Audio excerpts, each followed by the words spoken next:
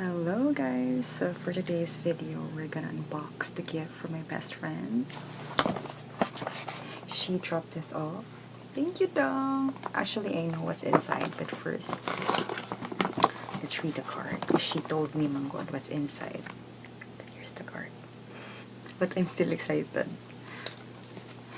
Happy birthday, Dangsky. Wishing you a never-ending pattern of peace and joy. May happiness bloom in your heart all year long. I love you, beautiful. Always remember that you are loved, admired, and appreciated more than you'll ever know.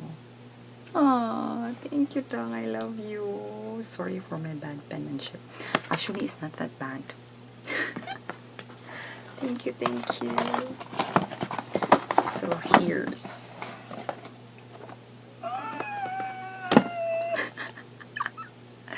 my first AirPods Pro.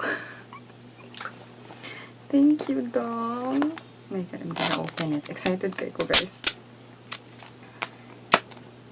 Diba, I thought iyang regalo sa ko is headset.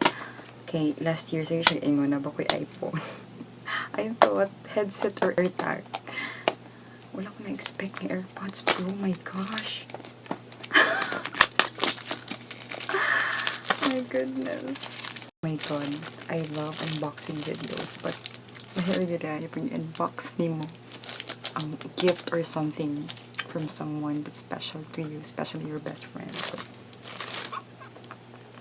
oh my God, thank you also for the people behind this.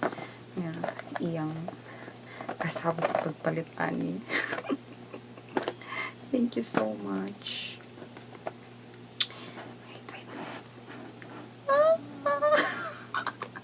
Kikilig ko.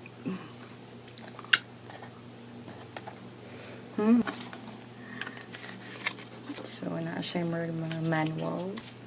Yeah. Oh my God. There siya.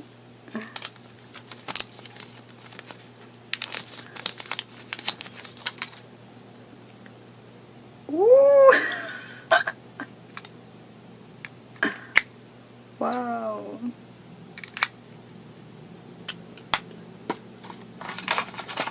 The remaining is the charger.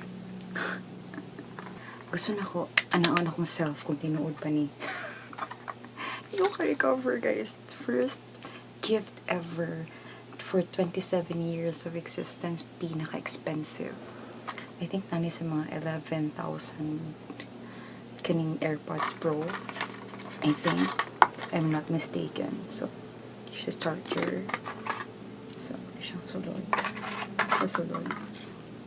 Oh my God, ba't mo kabalon? Kabalon sa akong reaction na. Because I was expecting AirTag or headset. And then anak ko, pag headset, magdubli na akong headset. Kaya nagpalit mo ako. Gift na ako for myself.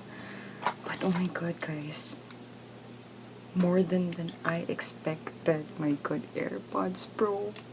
She knows how I love music. Kabalo siya nga, music is my source of comfort, especially pag dili ko okay. Oh my God, love kita ko nimo.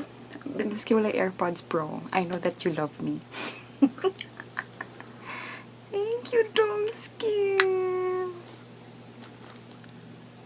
So it's not bad to flex because I'm so proud that she gave me this.